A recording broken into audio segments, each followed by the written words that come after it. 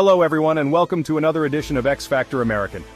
Today we begin a monumental journey into the past. We will trace the remarkable life of a man whose name is deeply woven into the very fabric of the United States.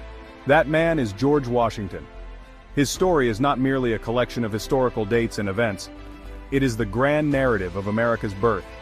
His ambition, his profound struggles, and his unparalleled leadership created the solid foundation upon which American democracy was built.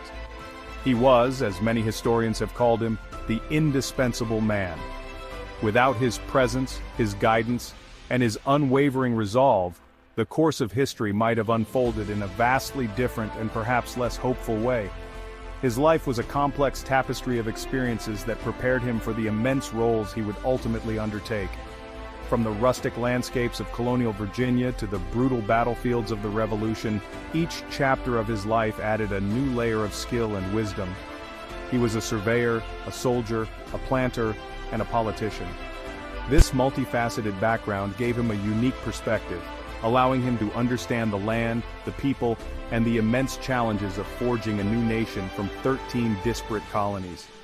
His journey from a loyal British subject to the commander of a revolutionary army encapsulates the dramatic transformation of an entire continent's mindset. He was truly a figure who grew with his country.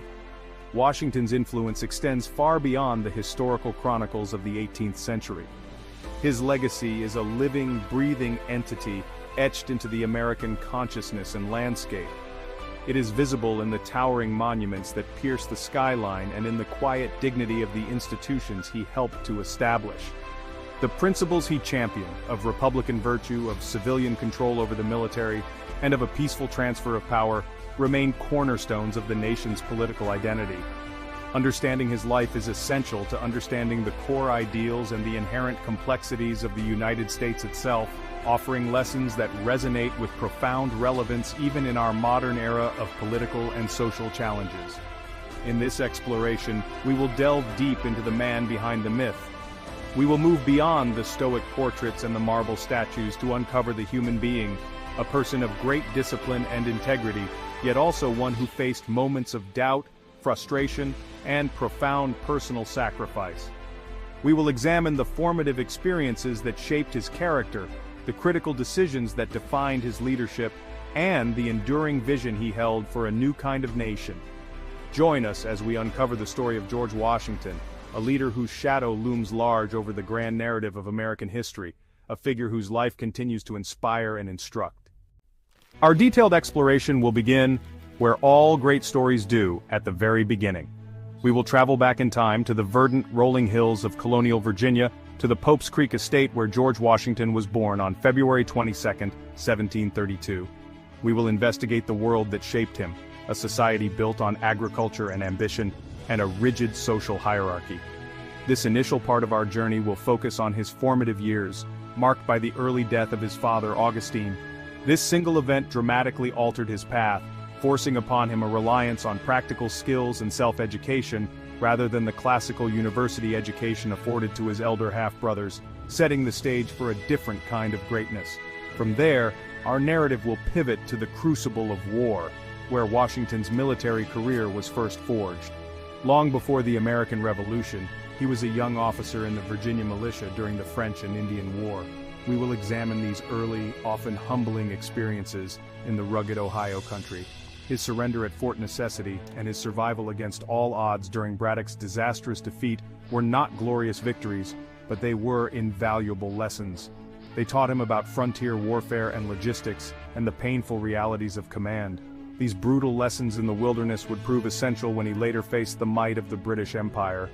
Following his military service, we will explore his return to civilian life as a wealthy planter and politician at his beloved Mount Vernon. This period of his life might seem tranquil, but it was a time of immense intellectual and political awakening. As he managed his expanding estate, he also served in the Virginia House of Burgesses, witnessing firsthand the escalating tensions with Great Britain. We will trace his evolution from a loyal British subject into a committed patriot, as acts of parliament increasingly infringed upon colonial liberties. His journey mirrors that of many colonists, a gradual but firm disillusionment that set the stage for rebellion and revolution. Finally, we will analyze his ultimate legacy, which is as complex as it is monumental. We will follow him through the grueling years of the Revolutionary War, his 2 terms as the nation's first president, and his final, peaceful retirement at Mount Vernon. Our journey will conclude by reflecting on how his memory is preserved, not just in the stone of monuments or the name of the nation's capital, but in the very principles of American governance. We will consider his entire life, from the surveyor mapping the frontier, to the president setting precedents, to understand how one man's journey became intertwined with the destiny of a nation, leaving an indelible mark that continues to shape the world today. Our story begins not in the marble halls of power but on the verdant, rolling hills of colonial Virginia.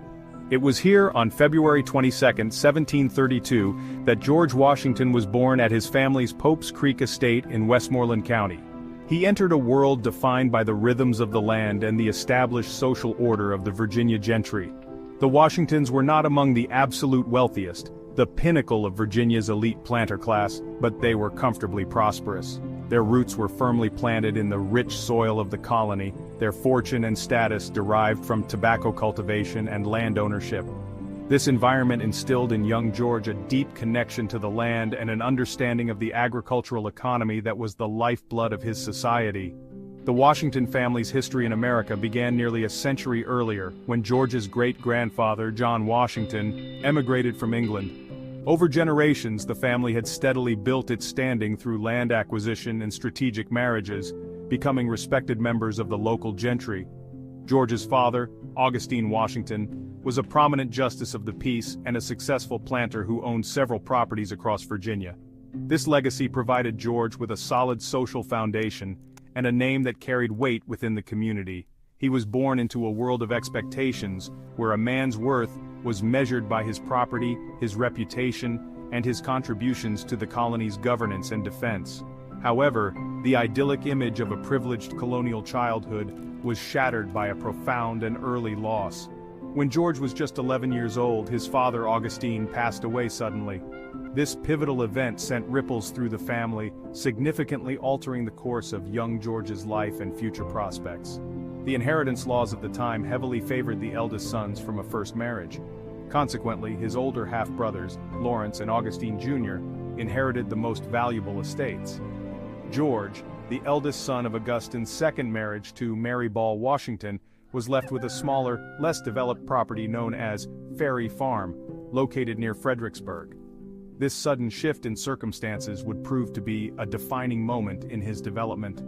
Now under the sole care of his strong-willed mother, Mary Ball Washington, George's path diverged sharply from that of his more fortunate siblings. The promise of a classical education in England, which his older brothers had enjoyed, evaporated with his father's death. Instead of studying Latin and rhetoric in distant universities, his future would be shaped by the immediate and practical demands of managing a smaller plantation. This unforeseen hardship, while a significant disadvantage in the eyes of his peers, inadvertently cultivated a different set of skills within him. It forced him to become self-reliant, resourceful, and deeply pragmatic, qualities that would serve him far better in the untamed wilderness and on the battlefield than a formal degree ever could. Life at Ferry Farm, situated on the banks of the Rappahannock River, became George Washington's classroom. It was here that his character was truly forged. He spent his formative years immersed in the daily activities of a typical boy from the Virginia gentry, but with a heightened sense of responsibility. He learned the arts of farming, not as a gentleman overseeing from a distance, but with a hands-on understanding of crop cycles, soil management, and animal husbandry. He spent countless hours exploring the surrounding woods and fields, developing his skills in hunting and horsemanship. This upbringing instilled a rugged physicality and a deep appreciation for the practical knowledge required to thrive in the colonial environment. His education was one of experience, not of theory. His formal schooling was sporadic and relatively brief, focusing on subjects deemed essential for a future planter and man of business. He received instruction in mathematics, trigonometry, and geography, skills that were directly applicable to land management and surveying. While he lacked the polished, classical education of many of his contemporaries, Washington possessed a powerful and disciplined intellect. He became a diligent and lifelong self-learner, driven by a powerful ambition to improve himself and rise in society. This drive is most famously illustrated by his meticulous effort to copy out a set of over 100 precepts from a French etiquette guide titled Rules of Civility and Decent Behavior in Company and Conversation. This exercise was far more than a simple schoolboy task. It was an act of profound self-creation. The Rules of Civility provided a detailed guide to moral conduct, social grace, and personal discipline. They covered everything from how to behave at the dinner table to how to show respect to one's superiors and treat others with dignity.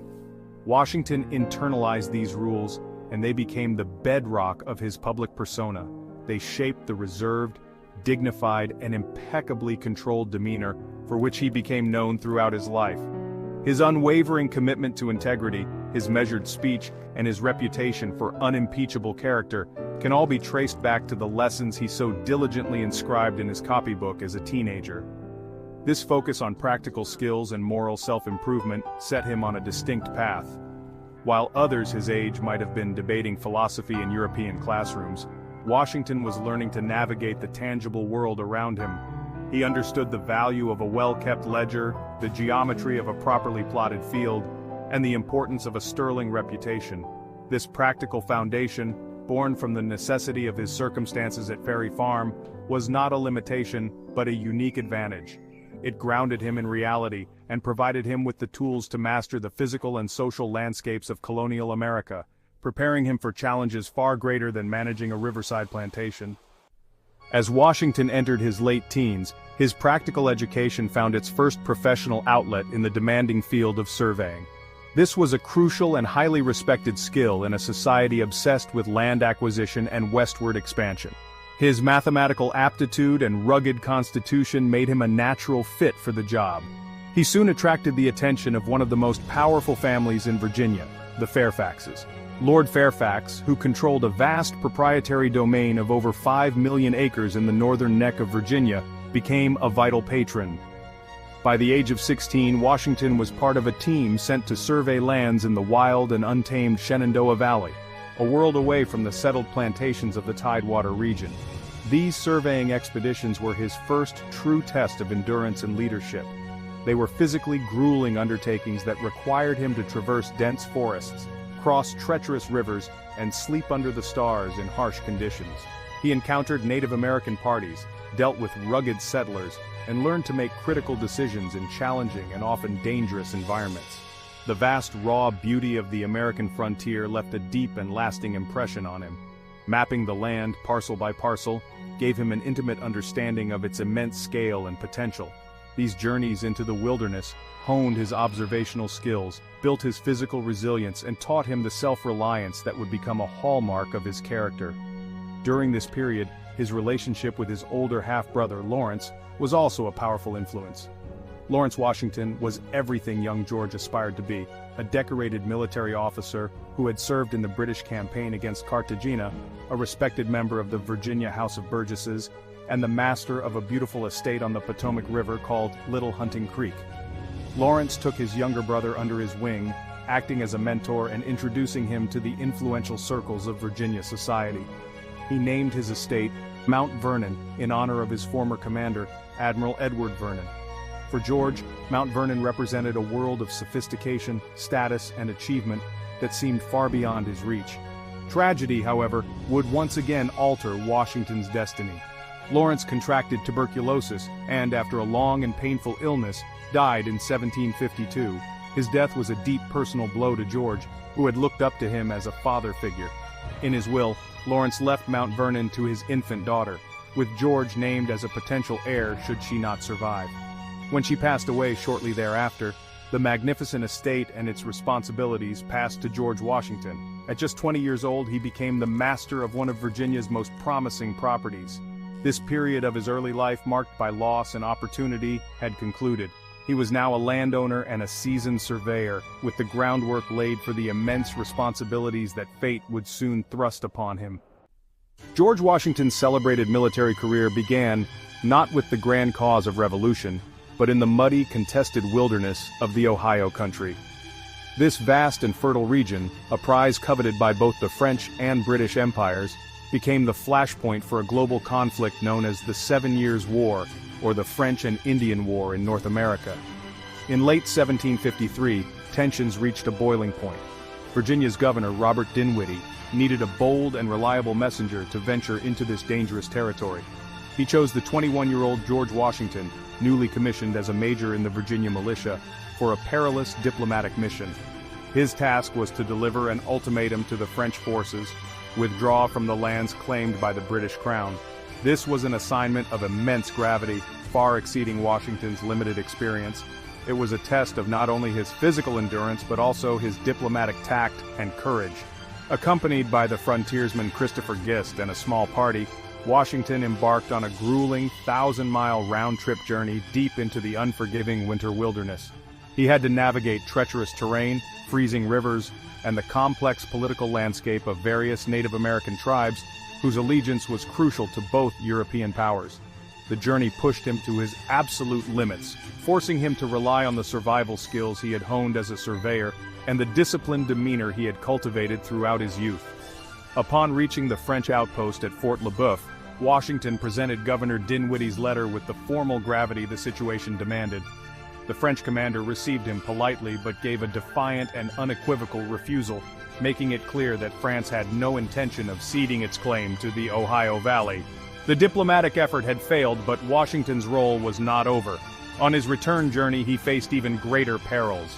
He survived a murder attempt by a Native American guide and, in a near-fatal incident, was thrown from his raft into the icy waters of the Allegheny River, narrowly avoiding drowning. These harrowing experiences were a stark introduction to the brutal realities of frontier conflict. Washington returned to Williamsburg a hero. His detailed journal of the expedition was published and widely read in both Virginia and London, earning him a measure of international recognition. Though his mission had not achieved its diplomatic goal, it had succeeded in gathering crucial intelligence about French strength and intentions. More importantly, it had tested the young major in a crucible of hardship and danger, from which he emerged with a burnished reputation for bravery and resilience. His name was now known, and his performance had marked him as a man of action and ambition, positioning him for a more direct and consequential role in the inevitable military clash to come. Following the failure of his diplomatic mission, the conflict in the Ohio country escalated from a tense standoff to open hostility. In the spring of 1754, Governor Dinwiddie promoted Washington to lieutenant colonel and sent him back to the frontier, this time at the head of a small force of Virginia militiamen. His orders were to protect a British fort being constructed at the forks of the Ohio, the site of modern-day Pittsburgh. However, he soon learned that the French had already captured the location and built their own much larger stronghold, Fort Duquesne. Undeterred, Washington pressed onward, determined to assert a British presence in the contested region and defend the frontier against further French encroachment. His aggressive advance led to a fateful encounter in a secluded hollow on May 28, 1754. Acting on intelligence that a French scouting party was nearby, Washington and his Native American allies, led by the Seneca chief Tanaquarison, surrounded the French encampment. The ensuing skirmish at Jumonville Glen was a swift and bloody affair. In the chaos, the French commander Joseph Coulon de Jumonville was killed, an act that France would later condemn as an assassination of a diplomat. This brief, violent confrontation, initiated by Washington, was the spark that ignited the full flame of the French and Indian War, setting in motion a chain of events with global consequences.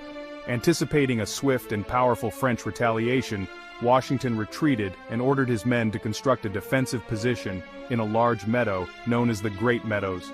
The resulting structure, a hastily built and poorly situated stockade he aptly named Fort Necessity, was a testament to his inexperience. It was located in a low-lying, waterlogged area, surrounded by wooded hills that offered excellent cover for an attacking enemy. It was a tactical blunder that would soon have dire consequences. As he had predicted, a superior force of French soldiers and their Native American allies descended upon the small fort, seeking revenge for the death of Jumonville. On July 3, 1754, the attack began. Pinned down by relentless musket fire from the surrounding high ground and battered by a torrential downpour that soaked their gunpowder, Washington's men were in a hopeless position. With his forces depleted and his supplies ruined, Washington faced his first major military test and his first major defeat. he was compelled to negotiate a surrender. In a final, humiliating twist, the surrender document, written in French, a language Washington could not read, contained a clause admitting that he had assassinated Jumonville. He had no choice but to sign. This humbling experience at Fort Necessity was a painful but invaluable lesson in the brutal realities of command and the high cost of tactical error. Despite the debacle at Fort Necessity, Washington's ambition remained undiminished. The following year, in 1755, Great Britain sent a major expeditionary force to North America with the express purpose of capturing Fort Duquesne and decisively driving the French from the Ohio country. The army was commanded by the veteran but arrogant British general Edward Braddock, a man who held colonial troops and their irregular fighting methods in deep contempt. Recognizing Washington's unique knowledge of the terrain and his frontier experience, Braddock offered him a position as a volunteer aide-de-camp. It was an opportunity for Washington to observe the workings of a professional European army and to vindicate his reputation. From the outset, Washington was troubled by Braddock's rigid adherence to traditional European military doctrine. The general insisted on marching his massive army through the dense American wilderness in tight, orderly columns, a tactic perfectly suited for the open fields of Europe, but dangerously vulnerable in the forest. He spent weeks cutting a massive road through the woods, a slow and laborious process that eliminated any element of surprise. Washington repeatedly and respectfully warned of the dangers of ambush and advised using more adaptable frontier-style tactics. His counsel, however, was largely ignored by the imperious British commander, who was supremely confident in the superiority of his disciplined redcoats. Braddock's arrogance proved fatal. On July 9, 1755, just miles from Fort Duquesne, his army was ambushed by a much smaller French and Native American force at the Battle of the Monongahela. The enemy, firing from the cover of the trees, threw the tightly packed British columns into chaos.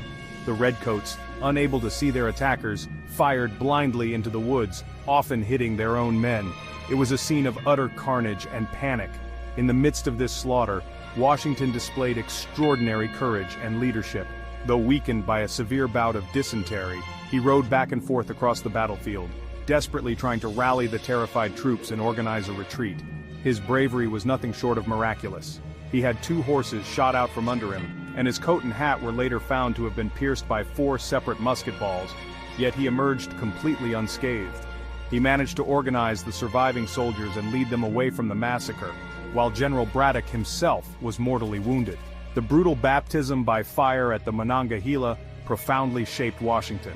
He had witnessed the catastrophic failure of conventional tactics and learned the critical importance of adaptability and discipline.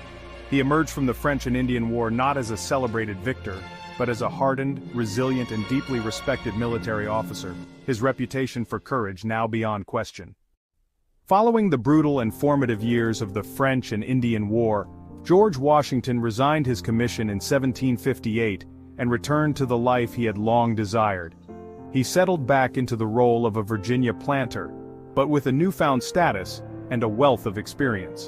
In 1759, he married the wealthy and charming widow, Martha Dandridge Custis. This union was not only one of deep affection, but also a significant strategic move, as it instantly made Washington one of the wealthiest men in Virginia. He became the devoted stepfather to Martha's 2 young children, John and Martha, and took on the immense responsibility of managing the vast Custis estate, in addition to his own beloved Mount Vernon. The quiet life at Mount Vernon might have seemed a tranquil end to his public ambitions, but for Washington, it was a new theater of operations. He poured his energy and intellect into transforming his estate into a model of agricultural innovation and efficiency. Dissatisfied with the economic instability of tobacco, a crop that depleted the soil and was subject to the whims of British merchants, he made a bold pivot. He diversified his operations, shifting his primary focus to wheat and other grains. This transition required building a state-of-the-art grist mill, which ground his wheat into high-quality flour that he could export directly to markets in the West Indies, bypassing British middlemen and increasing his financial independence. His role as a planter was intertwined with his duties as a community leader and politician.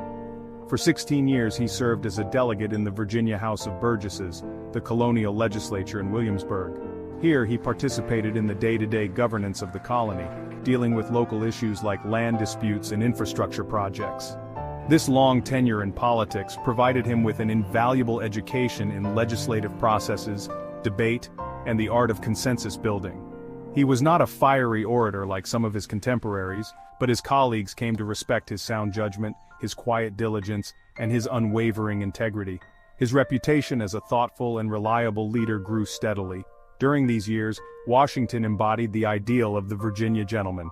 He managed his sprawling agricultural enterprise with a keen eye for detail, experimented with crop rotation and fertilization, and oversaw a complex network of artisans, laborers, and enslaved people. He was a shrewd and forward-thinking businessman, constantly seeking new ventures, including a successful fishing operation on the Potomac and a distillery that would eventually become one of the largest in America. Life at Mount Vernon was a period of immense growth and prosperity, a time when he honed the executive skills that would prove indispensable in the monumental task of leading a new nation, a future he could not yet foresee. The peaceful, industrious rhythm of life at Mount Vernon and in the Virginia legislature was destined to be broken. The escalating tensions between Great Britain and its American colonies would soon draw Washington from his private affairs and back into the center of a historic public drama. Following the costly French and Indian War, the British Parliament sought to impose new taxes on the colonies to pay down its massive war debt. The Stamp Act of 1765, followed by the Townshend Acts, ignited a firestorm of protest across the continent. These measures were seen not as fair contributions to the empire, but as a tyrannical assault on the colonists' fundamental rights as Englishmen. Washington, initially a loyal subject who valued his British heritage, became increasingly disillusioned with the policies emanating from London. As a planter and importer, he felt the economic sting of these taxes and trade restrictions directly. More importantly, as a politician and a landowner, he saw Parliament's actions as a dangerous overreach, a violation of the long-held principle of self-governance. He firmly believed in the colonists' rallying cry, "No taxation without representation." His correspondence from this period reveals a man whose frustration was slowly hardening into firm opposition. He began to advocate for economic resistance, supporting non-importation agreements to pressure British merchants and by extension Parliament itself.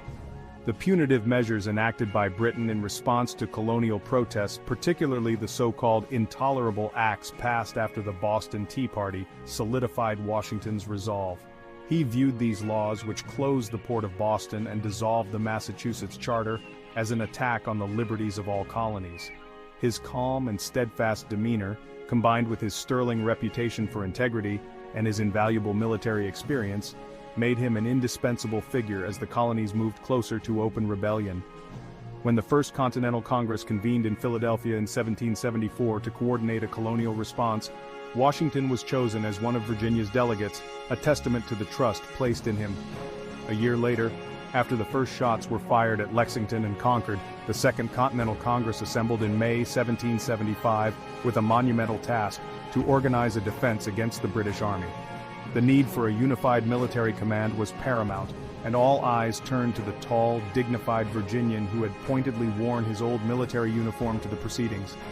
Despite his sincere reservations and a deeply felt humility about his own abilities, Washington was the only logical choice. On June 15, 1775, he was unanimously appointed Commander-in-Chief of the new Continental Army. The planter had fully become the patriot, accepting a role that would forever alter the course of American history. When George Washington took command at Cambridge, he faced a ragtag collection of militias, not a true army. He imposed discipline, forged unity, and scored his first victory by forcing the British to evacuate Boston after fortifying Dorchester Heights. But disaster soon followed in New York. Washington's army was outmaneuvered and defeated, and forced into desperate retreat. With the revolution on the brink, Washington gambled everything. On Christmas night 1776, he led a daring attack across the Delaware River, capturing Trenton and then Princeton. These victories revived hope, proved his leadership, and kept the cause of independence alive. Washington's resilience in these early years set the tone for the entire war. The revolution survived because he refused to let it die. After Trenton and Princeton, hardship returned. Washington's army suffered terribly at Valley Forge, enduring cold, hunger, and disease. Washington's presence and determination held the army together through the darkest winter. Baron von Steuben arrived, drilling the troops into a disciplined force. The army emerged from Valley Forge stronger, united, and ready for renewed conflict. Meanwhile, the American victory at Saratoga convinced France to join the war. French support brought ships, soldiers, and money, turning the tide. Washington now commanded not just an army, but an international alliance. The revolution had a fighting chance. Washington's strategy was patience, avoiding disaster, preserving his army, and waiting for the right moment. That moment came at Yorktown, where American and French forces trapped Cornwallis by land and sea. The British surrendered. The war was effectively over. Washington's greatest act came after victory. He rejected power, calmed a potential military coup, and resigned his command. He returned to private life, setting a precedent for civilian rule. The world was stunned. A victorious general giving up power was almost unheard of. Washington's legacy was not just victory but restraint. He became the model for Republican leadership. Washington longed for peace at Mount Vernon, but the nation faltered under weak government. Called to lead the Constitutional Convention, he lent it legitimacy and unity. Unanimously elected the first president, he accepted with reluctance and a sense of duty. Every action he took set a precedent for future presidents. He built the executive branch from scratch, balancing power with liberty. The weight of shaping a new nation rested on his shoulders. Washington's presidency defined the office for generations. Washington assembled a brilliant cabinet: Hamilton, Jefferson, Knox, and Randolph, inviting debate and rivalry. Hamilton's vision of a strong central government clashed with Jefferson's agrarian ideals. Washington sided with Hamilton's financial plan, stabilizing the nation but deepening political divisions. The Whiskey Rebellion tested federal authority. Washington led troops to enforce the law, proving the government's strength. He showed restraint by pardoning the rebels, balancing power with mercy. Washington's leadership established the federal government's legitimacy. He set the standard for presidential action in times of crisis. Beyond the domestic challenges, President Washington had to skillfully navigate the treacherous waters of international politics. The young United States was caught between its former colonial ruler, Great Britain, and its revolutionary ally France, who were now engaged in a major European war sparked by the French Revolution. Many Americans, including Jefferson, felt a strong obligation to support France, while Hamilton and others favored closer ties with Britain for economic reasons. The pressure to choose a side was immense and threatened to drag the fragile new nation into a conflict it could not afford. Washington, however, charted a pragmatic and independent course for the country. He firmly believed that the nation's survival depended on staying out of Europe's perpetual conflicts. In 1793, he issued the landmark Neutrality Proclamation, declaring that the United States would remain impartial and friendly toward both warring powers. This decision was deeply unpopular with many, but was a crucial act of statesmanship that safeguarded American independence and allowed the young country time to grow in strength and stability.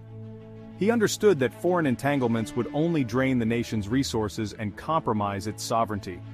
His steadfast commitment to neutrality established a cornerstone of American foreign policy that would guide the nation for more than a century, prioritizing national interest above foreign allegiances.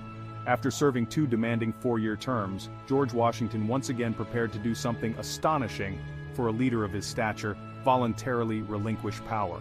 Despite immense public pressure to serve a 3rd term, he was resolute in his decision to step down.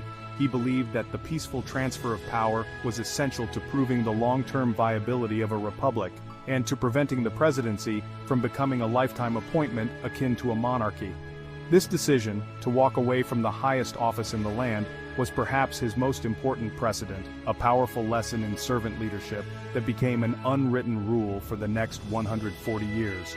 Before leaving office, Washington collaborated with Alexander Hamilton to craft a final message to the American people. Published in newspapers in 1796, his farewell address remains one of the most influential statements in American political history. In it, he offered timeless and prescient advice for the future of the Republic. He warned with great passion against the dangers of intense political factionalism, the accumulation of excessive public debt, and most forcefully, the perils of permanent entangling foreign alliances.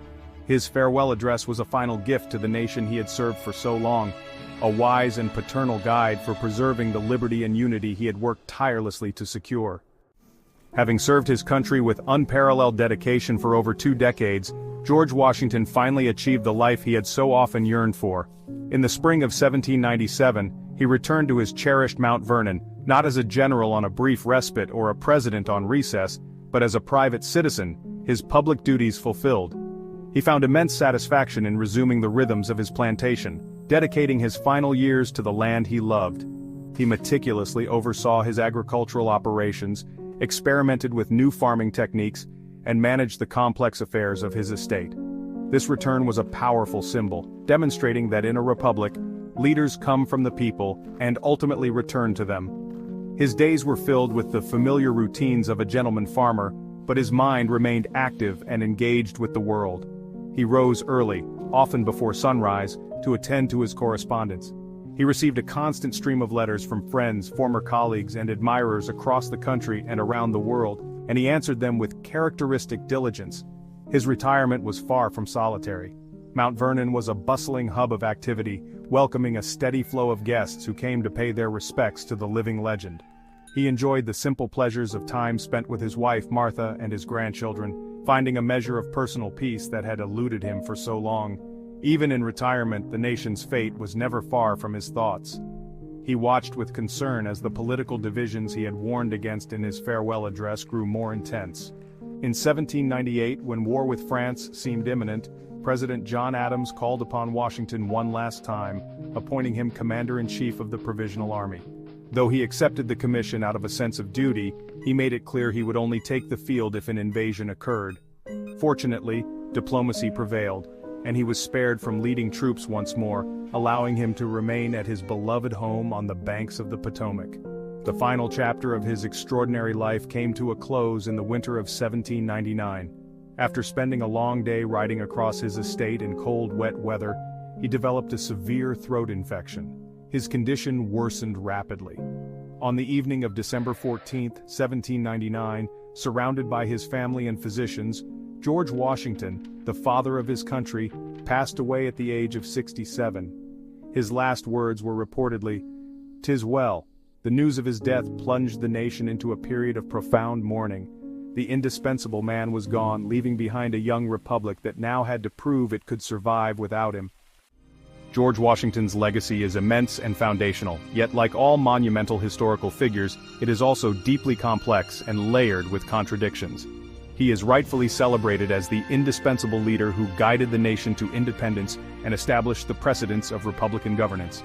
His integrity, perseverance, and unwavering commitment to the cause of liberty are central to the American story.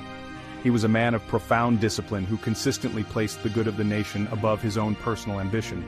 His voluntary relinquishment of power, not once but twice, remains a powerful testament to his character and his belief in a government of laws, not of men. However, a complete and honest assessment of his legacy requires acknowledging that he was a product of his time and a slaveholder for his entire adult life. The very institution of slavery stands in stark and painful contrast to the ideals of liberty and equality that he championed. Hundreds of enslaved people lived and labored at Mount Vernon, their forced work creating the wealth that supported his life and public career. This is the great paradox of Washington and many of the founding fathers. They fought for their own freedom from what they saw as British tyranny, while simultaneously denying freedom to the African Americans they held in bondage. This complexity does not erase his achievements, but it fundamentally complicates them. Toward the end of his life, Washington's views on slavery appeared to evolve, showing a growing moral unease with the institution. His private correspondence reveals his desire to see a gradual end to slavery, though he never took a public stand on the issue during his presidency, fearing it would fracture the fragile Union. He found himself trapped within the economic and social system that he had inherited and helped to build.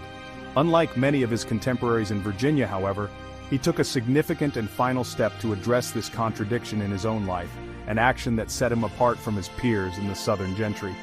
This decisive act was contained within his last will and testament. In this final document, George Washington stipulated that all of the enslaved people he personally owned were to be freed upon the death of his wife, Martha.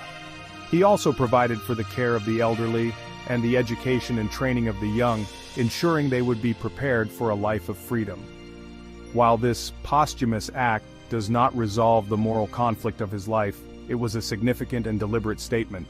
It represented a final, personal reckoning with the institution of slavery, a concluding gesture that reflected his hope for a future where the nation's practices would more closely align with its founding ideals. Today, the impact and memory of George Washington are woven into the very fabric of the United States, visible across the national landscape. His legacy is not confined to history books. It is etched in stone, cast in bronze, and embedded in the geography of the country he helped create. The most iconic and powerful tribute is the Washington Monument, a soaring 555-foot marble obelisk that dominates the skyline of the nation's capital. Its clean, classical lines and towering height serve as a permanent symbol of his enduring stature and his central role in American history, a silent testament to the man known as first in war, first in peace, and first in the hearts of his countrymen. His name and image are ubiquitous, a constant reminder of his foundational role. We see his face on the $1 bill and the quarter, the most common forms of American currency, making him a daily presence in the lives of citizens. His likeness is famously carved into the granite face of Mount Rushmore in South Dakota, alongside other presidents who shaped the nation's destiny. From the state of Washington on the Pacific coast to the magnificent George Washington Bridge spanning the Hudson River, his name graces countless landmarks, counties, cities, and towns. This geographic naming ensures his memory is part of the American identity from coast to coast. Beyond physical monuments, his influence is enshrined in the nation's civic and educational institutions. George Washington University, located in the heart of Washington, D.C., carries his name, dedicated to furthering the pursuit of knowledge in the capital he helped to establish. Countless schools, parks, and public squares across the country are named in his honor, each one a local tribute to his national significance. This widespread commemoration reflects a deep and lasting public gratitude for his leadership and a desire to ensure that future generations understand the pivotal role he played in the nation's birth and its formative years. His presence is a part of America's civic DNA. Ultimately, George Washington was a man of profound integrity, strategic genius, and an unwavering dedication to the principles of liberty and self-governance.